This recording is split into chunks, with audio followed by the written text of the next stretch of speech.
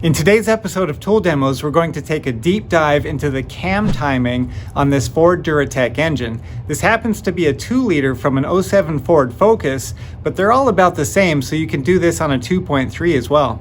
Now, the reason why this engine is so different is because the crankshaft doesn't have a keyway on it, so the crank sprocket and the harmonic balancer, which is used to do ignition timing, are both just going to freely spin on that crankshaft, and we have to put on the proper components to make sure that they stay in time. So I'll show you how to do that with the special service tools and the information from Ford so that you do it right and you don't crash this engine. Let's get started. All right, we've got the head all torqued down and these camshafts are installed. Now check out down here, you can see just the crankshaft sprocket. Let's go take a look at that. All right, here's our crankshaft. It's set to top dead center on cylinder number 1, but remember there's no keyway on it. So this crank sprocket here, it just spins on there. If you can see it right there, it's hard to see, but that's a diamond washer. Incredibly important and not reusable. Let's get it off. It's super tiny, so I'm going to use a razor blade to try and get back behind it. And I'll also use the razor to open up the package on the new one. Look at that. See how paper thin that thing is? It's really hard to get. I couldn't get it with my fingernail. So let me go ahead and pull that off. Yeah, it's just like paper. Throw this in the trash. Not sure why Ford thinks it's a better idea to put a diamond washer on there instead of a keyway on the crankshaft, but my guess is something to do with this is cheaper.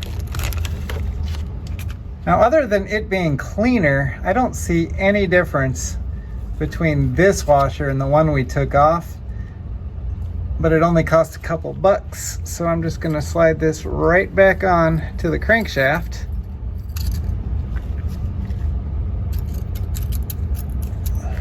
That's it.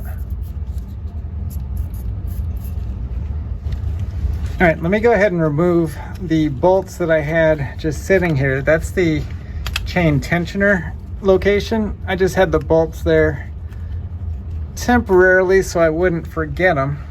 All right, here's something you need to know about this type of engine. It doesn't have timing marks, so you need a special tool to hold the camshafts in time. And it goes back here on the back of the cams. Wow, that's tight. It is real tight. You got to get this exactly right. All right, timing chain now. I'm just going to drape this over the 2 cam sprockets. Now I'm going to give it a little bit of tension here and pull and make sure that that chain is tight.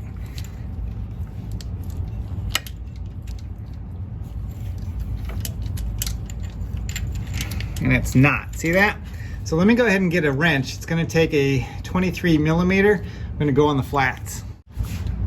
Just to the side of this cam lobe is a flat, and it'll give me just a tiny bit of movement. See that?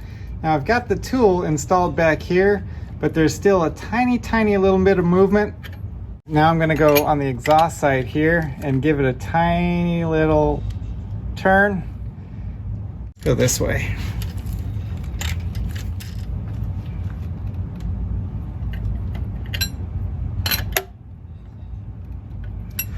Okay.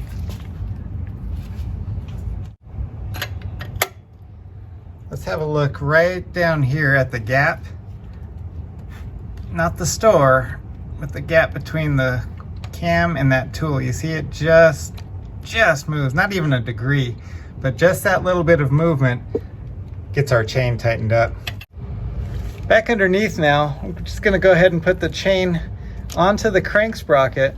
And remember, that sprocket can turn. So we're going to put tension on this side of the chain because the chain tensioner goes over here. Here's the left side guide on the left side of the engine here. Just move the chain back a little bit.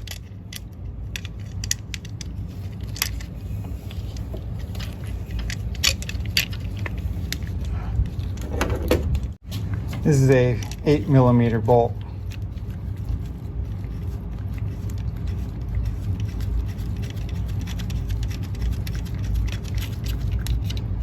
and grab the one I dropped. This one goes way down here. All right, get out your torque wrench and tighten these to 89 inch-pounds. That's 10 Newton meters. Right about there. And click. All right, left side chain guide is on. Now the tensioner chain guide just has that hole, no bolts. That's gonna go over the top of this little peg.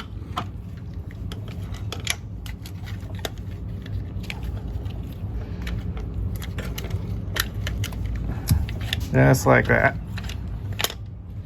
Let's get that tensioner on. Make sure that surface between the tensioner and the engine block is clean. That's an oil pathway.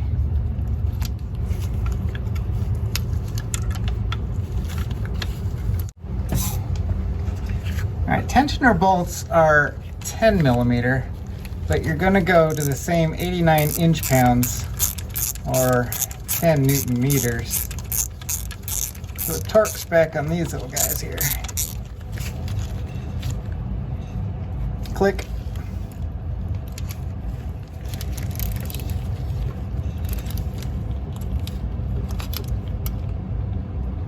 Click. All right, now everything is tight and where it needs to be, so we can go ahead and pull the pin on this tensioner.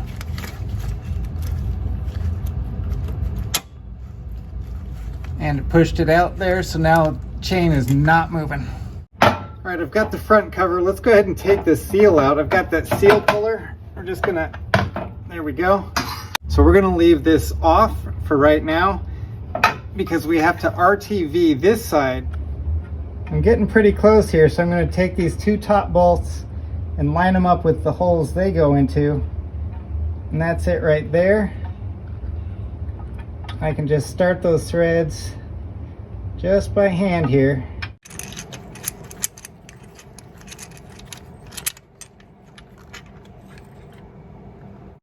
So that's what you want. You want this to be flush with the front cover, and then the harmonic balancer is going to go through there. We'll lube it up, and that'll be what it seals on. Here's the harmonic balancer. I've cleaned that end of it there. This is the sealing end. It's going to seal against that.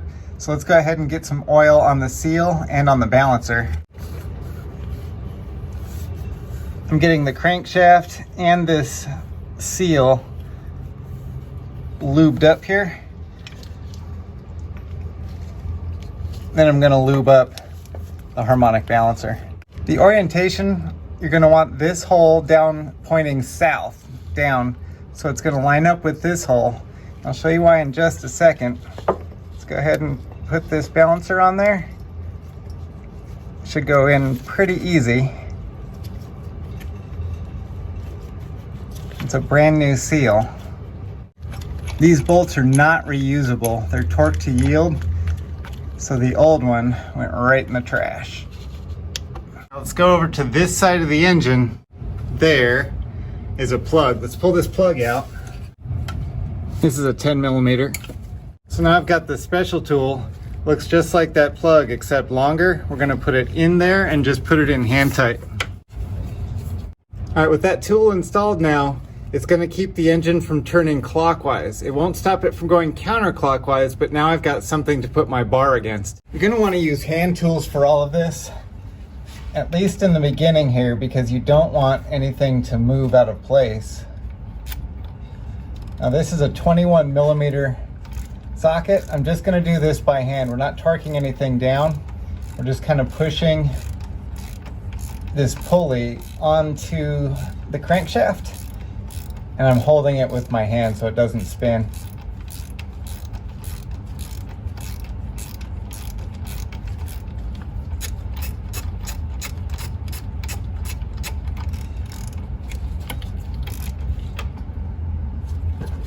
So remember, the crankshaft is not going to move because we've got that lock in there.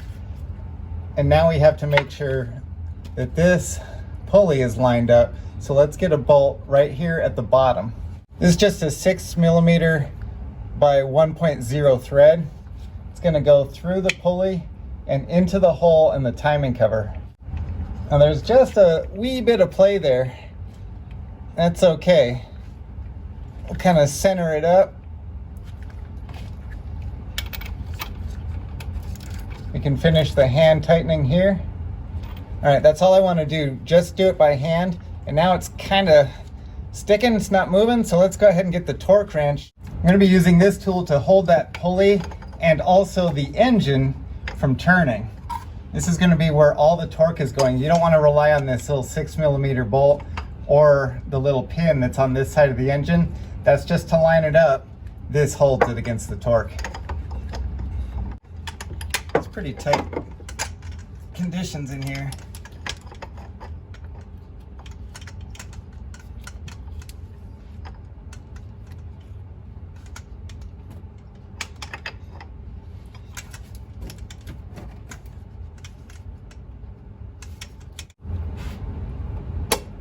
All right, there we go. That was 75 foot-pounds, 100 Newton meters. Okay. All right, stage 2 is going to be another 90 degrees. So we've got this point of the hex pointing almost here. So I'm going to have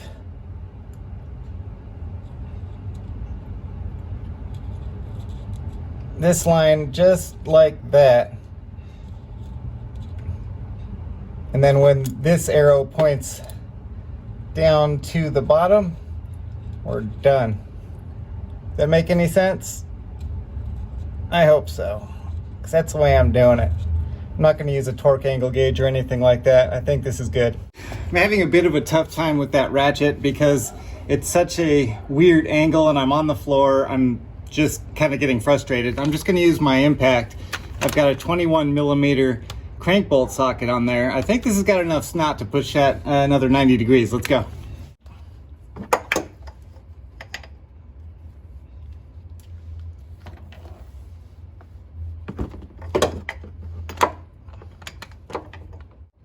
Still got that pulley holder down here on the bottom. We're going to take it easy.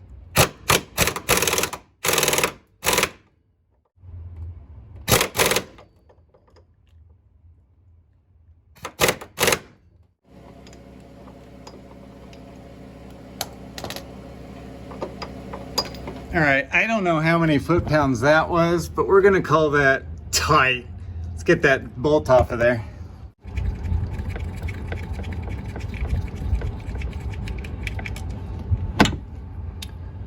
We didn't put any damage on that. It's not bent or anything, so the pulley holder did okay. Still don't like that it was loose like that. All right, now let's go back here. I'm gonna pull this crankshaft dowel pin out. So there's that. So now we can spin the bottom half of the engine. Let's go back up top and remove the camshaft lock so we can do that. All right, I'm just gonna pull this out, wiggle it out. There we go. Just gonna be using my little 3/8 with the 21mm on it. What I'm gonna do is rotate the engine 1 3/4 turns because I don't want to go past that dowel that's gonna go back in so that we can test it.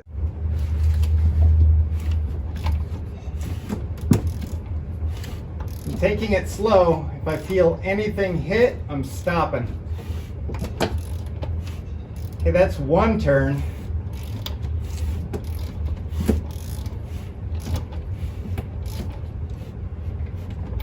And that's 3/4. All right, so that looks pretty good. I'm gonna put this dowel back in and we're gonna turn the engine 1 more 1/4 turn until we hit this dowel. Okay, dowel's in, here we go.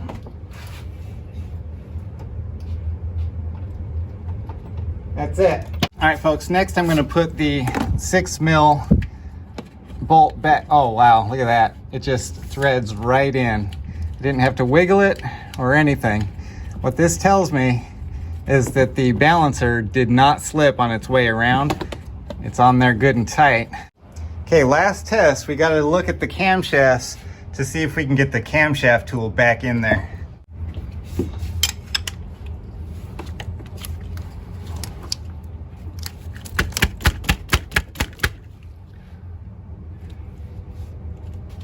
Okay, it looks like we're in there. This cam could be turned just a hair this way. Let me do that real quick.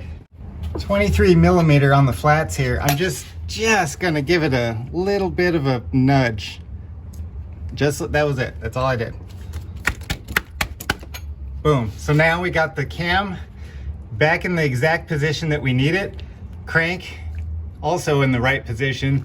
We're good to go. This thing is timed correctly. So if any of this were to fail, we would know that that diamond washer didn't hold. We didn't have the right torque on it or something else. So if you're not getting it perfect like this, stop what you're doing, go back and redo it all, because you could crash this engine if it's not done properly. But we're good, so let's keep going. All right, we did it. So this engine was designed with the bottom line in mind, not with the technicians who have to service it. So I'm glad that I was able to take you on a deep dive here to get a really detailed look on how to time those cams and to get everything done right so that you don't ruin your engine. Now, if you've got a question on this, just ask. I would rather you do that than not ask and potentially have problems. I've still got the service manual right over there. I can just look at that and answer any question the best of my abilities. Now, the rest of the cylinder head job is going to be coming out next week, so I'll leave that right over here. You can click on that next week when it's available. Until then, thanks for watching.